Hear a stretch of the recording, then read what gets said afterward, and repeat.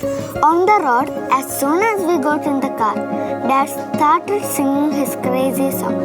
Me and my friend started dancing in the bus.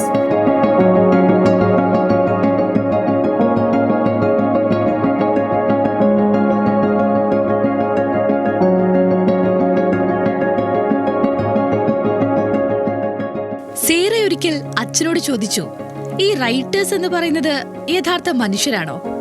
അതേ എന്ന മറുപടി ലഭിച്ചപ്പോൾ നേരിട്ട് കാണാൻ കഴിയുമോ എന്നായി ചോദ്യം. ഞാനാണെങ്കിൽ പറഞ്ഞു നമുക്ക് കാണാവോന്ന്. അന്നേരം ബച്ച പറഞ്ഞു നമുക്ക് കേരള ലിറ്ററേച്ചർ ഫെസ്റ്റിവലിലോട്ട് പോകാമെന്ന്. കേരള ലിറ്ററേച്ചർ ഫെസ്റ്റിവലിന് നേരിട്ടെത്തി സേറ സംശയം തീർത്തു. അതെ, എഴുത്തുകാർ യഥാർത്ഥ മനുഷ്യർ തന്നെ. സേറയുടെ ഇപ്പോഴത്തെ ആഗ്രഹം കുറെ എഴുതണമെന്നാണ്. എഴുതി ഒരു വലിയ എഴുത്തുകാരിയാകണം. ഇനി ഞാൻ എഴുതാൻ വിചാരിക്കുന്ന എൻ്റെ ബർത്ത്ഡേ പാർട്ടീൻ്റെ പറ്റിയാണ്. പിന്നെ കുറേ സ്കൂളിൻ്റെ പറ്റിയും ബാക്കി എല്ലാ കാര്യങ്ങളെ പറ്റിയും എഴുതണം എന്നാണ് എൻ്റെ ആഗ്രഹം. തുടർന്നാണ് കുട്ടി സേറ ഒരു ട്രിപ്പ് പോയത്. ഇതോടെ ഒരു യാത്രാ വിവരണം എഴുതാനായി ആഗ്രഹം.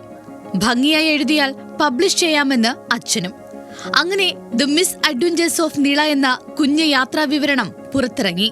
ആ ബുക്കിൽ മോള് അവളുടേതായ രീതിയിൽ വരച്ചു വെച്ചിരിക്കുകയായിരുന്നു. അപ്പം ഞാൻ അതിനെ ഒന്നുകൂടി കുറച്ചുകൂടി ഇതാക്കി വരച്ചു കൊടുത്തു എന്നുള്ളതാണ്. പിന്നെ ആൾ പറഞ്ഞു തന്നു ഇന്ന പോലെ എന്ന് വരച്ചു തരണമെന്ന് പറഞ്ഞു. അപ്പം അതെല്ലാം ഞാൻ ചെയ്തു കൊടുത്തു എന്നുള്ളതാണ് ബുക്കിലെ കോൺട്രിബ്യൂഷൻ. പത്തനംതിട്ട കൈപ്പട്ടൂർ സ്വദേശികളായ സാജൻ പാപ്പച്ചൻ, മെർലിൻ സാജൻ ദമ്പതികളുടെ മകളാണ് സേറ. NSK ഇന്റർനാഷണൽ സ്കൂളിലെ 3ാം ക്ലാസ്സുകാരി. ചെറുപ്പം മുതൽ എഴുത്തിനോടും കഥകളോടുമുള്ള സേറയുടെ താല്പര്യം മനസ്സിലാക്കി രക്ഷിതാക്കളും ഒപ്പം നിന്നു. സേറയുടെ യാത്രാവിവരണം ബുക്കായി എത്തിയതോടെ നാട്ടിലും സ്കൂളിലുമെല്ലാം സേറയായി താരം. പിന്നാലെ അധ്യാപകരുടെയും കൂട്ടുകാരുടെയും പ്രോത്സാഹന വർഷവും.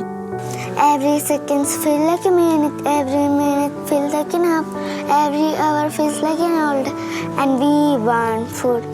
സ്കൂളിൽ വെച്ച് നടന്ന ചടങ്ങിലാണ് സേറയുടെ ബുക്ക് പബ്ലിഷ് ചെയ്തത്. അമ്മ മെർലിൻ പടം വരച്ച് സഹായിച്ചു. അച്ഛന്റെ ഭാഗത്തു നിന്നും ചെറിയ എഡിറ്റിംഗും. കുട്ടികളിലെ ക്രിയേറ്റീവ് എനർജി ഉണർത്തുന്നതിനായി മാതാപിതാക്കൾ തന്നെ മുന്നിട്ടിറങ്ങണമെന്നാണ് സേറയുടെ അച്ഛന്റെയും അമ്മയുടെയും അഭിപ്രായം.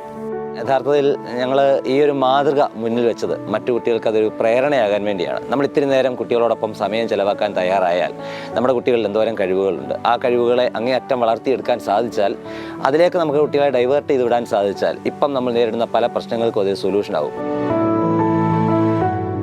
എഴുതാനാണ് സേറയുടെ തീരുമാനം.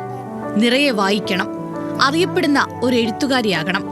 കൂടെ നിൽക്കാൻ അച്ഛനും അമ്മയ്ക്കും പുറമെ എല്ലാ പ്രിയപ്പെട്ടവരുമുണ്ട്. 8ാം വയസ്സിൽ ഒരു പുസ്തകം പുറത്തിറക്കിയ സേറ നിശ്ചയമായും വലിയ എഴുത്തുകാരിയാകട്ടെ.